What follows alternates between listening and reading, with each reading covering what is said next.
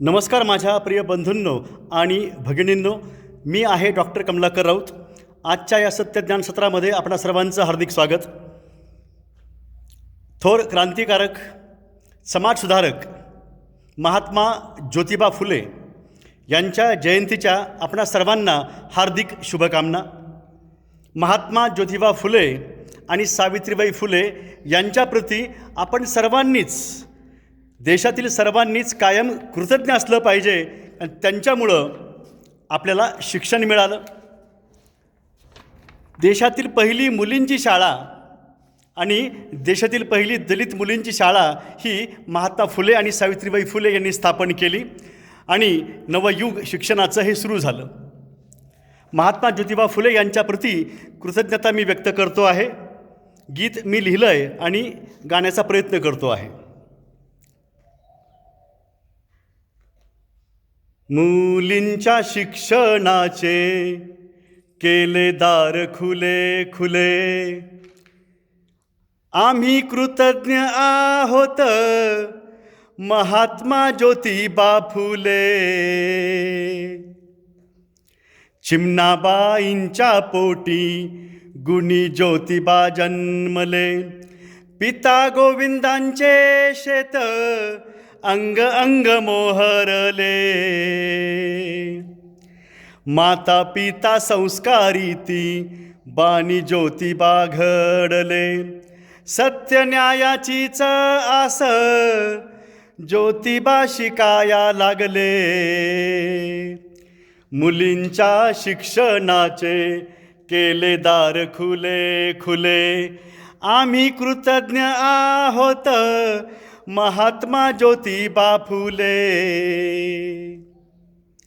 आली सावित्री जीवनी ध्यास शिक्षणाचा फुले, आई शिकविती बाग शिक्षणाची फुले. ग्रंथ राईट्स ऑफ मॅन बळ लढाया लागले, जातीभेद अपमानी क्रांती स्फुल्लिंग पेटले. मुलींच्या शिक्षणाचे केले दार खुले खुले, आम्ही आहोत कृतज्ञ महात्मा ज्योतिबा फुले. मुलींसाठी शाळा सुरू नवयुग साकारले, भिडेनी चिपळुनी कर लवजी फातिमा मदतीले. केला कर्मठांनी छळ हल्लेही करविले, ज्योतिबानी सावित्री दोघे ध्येयार्थ चालले. मुलींच्या शिक्षणाचे केले दार खुले खुले, आम्ही कृतज्ञ आहोत महात्मा ज्योतिबा फुले. शिक्षणाच्या वटवृक्षी फुले फुलाया लागले, मुली शिकल्या घडल्या नवजीवन लाभले. ब्राह्मणांचे कसब गुलामगिरी वाट्याले, शेतकऱ्याचा असूड सत्यशोधक समाजाले. मुलींच्या शिक्षणाचे केले दार खुले खुले, आम्ही कृतज्ञ आहोत महात्मा ज्योतिबा फुले.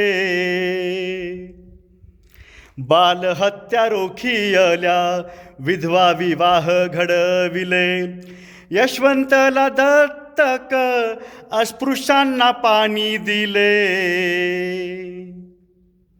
अखंड सत्कर्म केले, सत्य धर्म ज्ञान दिले.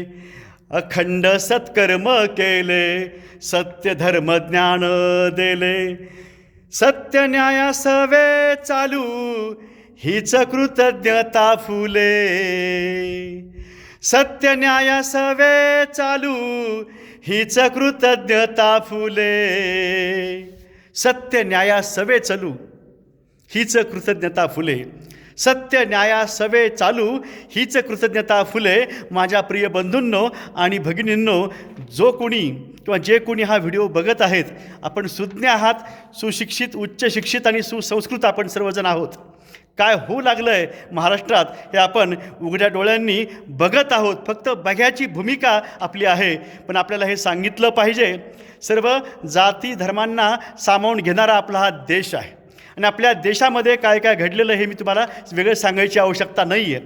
परंतु मनुस्मृतीचं समर्थक जे कोणी करतात त्यांनीसुद्धा बाबासाहेब आंबेडकर, महात्मा फुले अशा सर्व महामानवांचं कार्य जे आहे याप्रती कृतज्ञ असलं पाहिजे. कित्येकांनाही ठाऊक नाही आहे की महात्मा फुले आणि सावित्रीबाई फुले यांनी सुरू केलेल्या शाळेतून जी पहिली त्यावेळेसची मॅट्रिकची बॅच बाहेर पडली, यातल्या सगळ्या मुली या ब्राह्मण समाजाच्या होत्या. फक्त दलितांसाठी शाळा त्यांनी सुरू केलेली नाही आहे, दलित मुलींसाठी, सर्व जाती धर्मांच्या मुलीसाठी त्यांनी शाळा ही 1851ला ही त्यांनी सुरू केलेली आहे. चिपळूणकर वाड्यामध्ये आणि भिडे यांच्या वाड्यामध्ये 1848ला दलित मुलींसाठी शाळा सुरू केलेली आहे. हे कृपया समजावून घ्या. ब्राह्मण असतील, इस्लामचे असतील, वेगवेगळ्या जातीधर्माच्या लोकांनी सहकार्य केलेलं आहे. फक्त काही अतिशय बोटावर मोजता येतील इतक्या काही व्यक्तींनी, काही कर्मठ ब्राह्मण व्यक्तींनी हा विरोध केलेला आहे, प्रचंड छळ केलेला आहे आणि वेळोवेळी पदोपदी त्यांनी आडकाठी त्यामध्ये आणलेली आहे. हा इतिहास आपण समजून घेतलेला पाहिजे. हम आपस में लड़ बैठे तो देश को कौन संभालेगा, कोई बाहर वाला आके घर से हमें निकालेगा. आपला देश जवळपास सगळा विकला गेलेला आहे. त्यामुळे कृपया आपण सावध व्हावं, जागरूक व्हावं. RSS आणि RSSचं राजकीय रूप असलेला पक्ष भारतीय जनता पार्टी, आपल्यालाही मी सांगतो आहे की तुमच्या हाती काही राहिलेलं नाही आहे. तुम्ही कठपुतली झालेला आहात. बीज बोया जहर का तो फल जहर के आएंगे. सगळा पर्दाफाश झालेला आहे. तुमचे मुखवटे गळून पडलेले आहेत.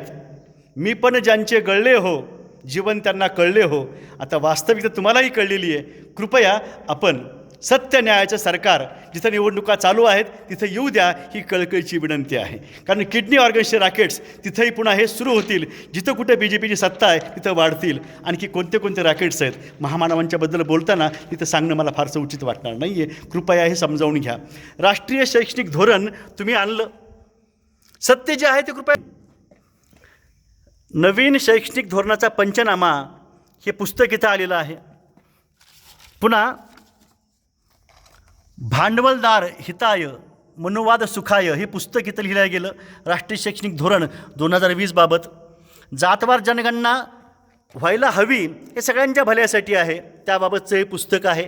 राष्ट्रीय शिक्षण धोरण 2020 आंदोलनात्मक भूमिका रमेश बिजेकर यांचं हे पुस्तक. त्याचबरोबर उच्च शिक्षण धोरण आव्हान आणि दिशा डॉक्टर DN मोरे यांचं हे पुस्तक. राष्ट्रीय शिक्षण धोरण 2020 बाबतचं नवीन शैक्षणिक धोरण गुणवत्ता व समान संधी विषयीच्या धोरणाचे विश्लेषण व मर्यादा प्राध्यापक डॉक्टर सुखदेव थोरात यांचं हे पुस्तक. अनुवाद हा केला गेला आहे राजक्रांती वलसे आणि मारुती तेगमपुरे यांनी. आणि राष्ट्रीय शैक्षणिक धोरण 2020 भाषा पसायदानाची कृती मात्र द्रोणाचार्याची डॉक्टर शरद जावडेकर आणि प्राध्यापक रमेश पाटील सर यांनी हे पुस्तक लिहिलेलं आहे. अखिल भारतीय समाजवादी शिक्षण हक्क सभा पुरोगामी वेगवेगळ्या चळवळीमध्ये आंदोलनामध्ये समाजाच्या नेत्यांचं, कार्यकर्त्यांचं फार मोठं योगदान आहे. कृपया हे समजावून घ्या. शाळा बंद होत आहेत का हो? ब्राह्मणामध्ये गरिबी नाही आहे, प्रत्येक जातीधर्मामध्ये गरिबी आहे आणि गरिबी वाढत चालली लेखीकडे. लक्षात घ्या. मोबाईल आला म्हणजे किंवा कुठं काही सुबत्ता आली असं समजायचं काही कारण नाही आहे. कृपया माझी विनंती आहे आदरणीय फडणवीस साहेबांना की जवळपास 14,000 शाळा या बंद केल्या गेलेल्या आहेत हे सांगितलं गेलं. क्रांतिज्योती मराठी शाळा, क्रांतिज्योती विद्यालय मराठी माध्यम ह्या चित्रपट बघितला, त्यामध्ये 10,000 अंक असा उल्लेख आहे. अशा हजारो शाळा आपण बंद केलेल्या आहेत. आपली लोकसत्तामध्ये सुद्धा बातमी आलेली आहे. शिक्षण मंत्र्यांनी स्वतः सांगितलं की 200-250 शाळा फेब्रुवारीच्या अखेर 2026मध्ये बातमी आलेली आहे. शाळा बंद पडत आहेत, त्याला वेगवेगळी कारणं आहेत. पण तुमची मानसिकता काय आहे? तुमची मानसिकता आहे मनुस्मृती. हे डोक्यातलं कृपया काढा किंवा आता तरी काढा. कर्नाटक सरकार जिथं एक जरी विद्यार्थी संख्या असेल त्यांनी ती शाळा चालू ठेवलेली आहे. माजी विद्यार्थ्यांना आवाहन करता येऊ शकतं. कुठल्या श्रीमंत कोणाचा कुणी प्रायोजक नको आहे आम्हाला. माझी विद्यार्थ्याची ही जबाबदारी आहे, कीर्तनकार प्रबोधनकारांची ही जबाबदारी आहे की देणग्या द्यायच्या आहेत ना, ज्ञान मंदिराला द्या. तिथल्या शालेय समिती, तिथलं व्यवस्थापन, तालुका जिल्हा ऑफिसला जिथं कार्यालय आहे तिथं सगळा हा लेखाजोखा होईल.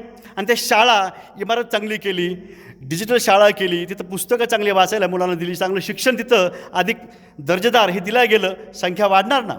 कारण इंग्लिश माध्यमाचा काय तोटा होऊ लागलेला आहे हेही सगळ्यांना कळलेलं आहे.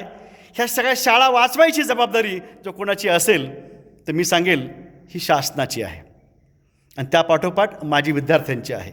क्रांतीज्योती विद्यालय मराठी माध्यम चित्रपट प्रत्येकाने बघावं. आपल्या सगळ्या आठवणी रेंगाळतात आपल्या मनामध्ये, आपल्या बालपणीच्या. सगळे महामानव त्यावेळेसच्या सरकारच्या शाळेमध्ये शिकलेले आहेत. जिल्हा परिषदेच्या शाळेमध्ये राष्ट्रीय नेते शिकलेले आहेत. जे सध्या विधानसभा, लोकसभा, राज्यसभा, विधान परिषदेत जे लोक बसलेले आहेत, आमदार खासदार, यातले बरेच लोक हे जिल्हा परिषदेच्या शाळेमध्ये शिकून तिथपर्यंत गेलेले आहेत. त्यांची वाटवडीलसुद्धा का बंद, म्हणजे परिवर्तनाचं जे चाक पुढं आलेलं आहे स्वातंत्र्याच्या नंतर, अर्ध जवळपास पुढं आलतं, त्याचा पुन्हा हे हळूहळू मागं आणतायत.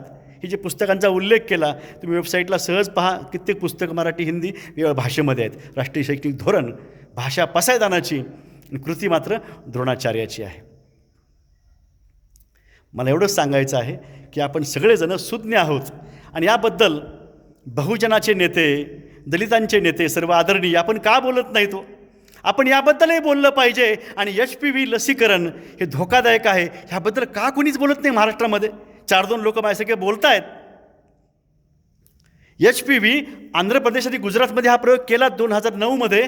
त्यावेळेस तिथं पुन्हा झालं असं की काही मुलींचे मृत्यू घडले, मुली वांझ होऊ लागल्या, हे बंद त्यांना करावं लागलं. पुन्हा हे आपल्या माथी मारलं जातं. दक्षिण आफ्रिका, तिकडं वर्णद्वेष आहे, तिथं हा प्रयोग केला गेला, तिथं विरोध होतो आहे, तिथंही हजारो मुली वांझ झालेल्या आहेत. आणि दुर्घटना काय घडल्या असतील ते त्या लोकांना ठाऊक आहे, किंवा इंटरनेटला सर्च करा तुम्हाला कळेल. मुली वांझ करण्यामागं काय कारण आहे, एप्स्टीन फाईलबद्दल काय बोलावं, कोणाचं नाव आहे, देशातल्या कुणाकुणाचं आहे, कसं आहे, कशामुळं आहे. बिल गेट्सला पैसे तिकडे द्यावे लागलेले आहेत, नरेंद्र मोदींचं त्यामध्ये नाव आहे. लाभार्थी 33 वेळा त्यांचं नाव आलेलं आहे आणि ते नाव हटविण्यासाठी डोनाल्ड ट्रम्पला पैसे द्यायचे आहेत. आणि म्हणून 40,000 करोडच्या लसी, HPV लसीकरण आपल्याला खरेदी करावं लागलं हे दाखवण्यासाठी सरकारला. आणि हे पैसे बिल गेट्सला गेले, तिकडून तिकडे गेले. कोविशिल्डचं पण तेच झालं. कोरोना काय होता नव्हता, आपल्या सगळ्यांना आधू करण्यासाठी तो प्रयोग होता. कित्येकजण त्या लसीमुळे गेलेले आहेत आणि कित्येकांना अटॅक, ब्रेन ह्युमरेज येत आहेत, काहीचे संधिवात, वेगवेगळे आजार वाढत आहेत.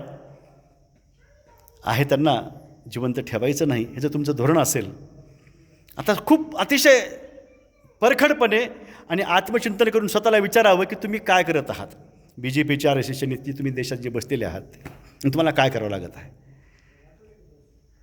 तुमच्यापैकी काही नाही वाटतं की हा देश सोडून आम्ही पळून जाऊ, इतका वाईट तुमचे तिकडे हाल होतील याचा विचारही तुम्ही करू शकणार नाही आहेत. इतिहासामध्ये बघा, जे गद्दार लोक आहेत आणि कुणाच्या ताब्यामध्ये जे राहून असं काही ते चुकीचं कार्य करतायत, त्यांचा शेवट काय झाला आहे कृपया बघा. इथंच राहायचं आहे. सगळेजण हजारो वर्षापासून आपले इथलेच आपण सगळेजण आहोत, हे कृपया डोक्यामध्ये सगळेजण घेऊ. आपण उगाच एकमेकाविरुद्ध काही ते बोलणं, हे करत राहणं, ते सांगत राहणं, विशिष्ट जात, विशिष्ट समुदाय वगैरे, यातून बाजूला येऊ आणि सगळेजण एक होऊ आपण. आणि आपला देश वाचवायचा आहे, मराठी भाषा टिकवायची आहे, तर मराठी शाळा टिकल्या पाहिजेत. आणि आपल्याला जिवंत राहायचं असेल तर हे होता होईल तेवढं खाजगीकरण हे रोखलं पाहिजे, ही विनंती आहे. म्हणजे महामानवांचे पुतळे पण हटवण्यासाठी हे रस्ता रुंदीकरण किंवा कुठले प्रकल्प हे सांगतायत. आणि जुन्या काळातले, शिवरायांच्या काळातले सुद्धा झाडं जे नाशिकला होते, म्हणजे ह्यांना ती झाडंसुद्धा नको आहेत. आता अधिक काय बोलावं तुम्हाला, अधिक सुज्ञ आहात आपण. माझी कळकळीची विनंती आहे की आपण सत्य न्यायाचं सरकार हे रस्त्यावर आल्याशिवाय हे होणार नाही. कारण कितीही यांच्याविरोधात अर्ज दिले, कुठले कोर्टामध्ये गेलो, फरक पडणार नाही. पण HPV लसीकरण असेल किंवा या शाळेबाबतचं जे असेल, जिल्हा परिषदेची शाळा, याबाबत आपण राज्य माननीय उच्च न्यायालयात जायला हवं. आणि HPV लसीसाठी आपण हे देशव्यापी कार्यक्रम चालू आहे, यासाठी सर्वोच्च न्यायालयामध्ये जायला हवं, ही कळकळीची विनंती आहे. मी आपल्यासोबत आहे, माझं काय सहकार्य लागेल ते आपण सांगावं. आणि आपल्या सगळ्याला मी हार्दिक शुभेच्छा महात्मा फुले यांच्या जयंतीच्या देतो आहे. 60% जवळपास OBC समाज आहे, 52% सांगितला जातो. जातीनिहाय जनगणना का नको, आता बघा तुम्हीच कशामुळे नको म्हणता येत ते. हे हे समजावून घ्या कृपया. आणि म्हणून पुन्हा एकदा आपण सर्वजण एक होऊ आणि एकपणानं आपण लढूया. पुन्हा एकदा आपल्या महाराष्ट्राची, मराठी माणसाची ताकद ही काय आहे ती दाखवायची हीच वेळ आहे. ते सुद्धा थकून गेलेत, ते सुद्धा आता न्यूट्रल व्हायच्या तयारीमध्ये आहेत, परंतु आपला आवाज कमी पडतो आहे असं तेच सांगू लागलेले आहेत. त्यामुळे मी बोललेलो आहे, मी कुठलंही चुकीचं वावगं बोलत नाही. सगळे पुरावे ज्यांना द्यायचे तिकडे मी दिलेले आहेत. आणखी कमी पडले असतील देईल पुढच्या काळामध्ये. एवढंच पुरेसं आहे. आपल्या सगळ्याला विनंती आहे की आपण सत्य न्यायाचं शासन आणण्यासाठी रस्त्यावर येऊन यांना आपण जाब विचारला पाहिजे. कारण वेगवेगळ्या राज्यामध्ये OBC असेल, दलित असेल यांच्यावर अनन्वित असे अत्याचार होत आहेत, त्याच्या बातम्या येत आहेत, कुठल्या बातम्या दडवल्या जात आहेत, त्याचे व्हिडिओज येत आहेत. हे कृपया समजावून घ्या. आपण जास्त जागे आहोत असं समज लोकांचा आहे महाराष्ट्रामध्ये. त्यामुळं इथं फारशा गोष्टी अशा घडत नाहीत, पण तुमच्या माहितीसाठी सांगतो अशा बऱ्याच घटना ह्या घडत आहेत, चालू आहेत. आदिवासी भागातही चालू आहेत. आदिवासीसुद्धा हे मागासवर्गीय आहेत, दलित आहेत. कृपया आपण सगळेजणं हे समजावून घेऊया. आपण माणूस आहोत, कारण जात ही मानव निर्मित आहे, नैसर्गिक नाही आहे. सगळ्यांनी आपल्या आईच्या पोटातून जन्म घेतलेला आहे. आपण माणूस आहोत याचं भान ठेवून आपल्या येणाऱ्या पिढ्यांना सुखी सुरक्षित ठेवण्यासाठी आहे जे सरकार जे बसलेलं आहे महाराष्ट्रात आणि देशामध्ये, ह्यांना बाजूला सारण्यासाठी आपली ताकद आपण वाढवूया आणि रस्त्यावर येऊया आणि आपण सत्य न्याय सोबतच आपण जीवन जगूया. कारण आपल्याला आणि येणाऱ्या पिढ्यांना सुखी आणि सुरक्षित राहायचं आहे.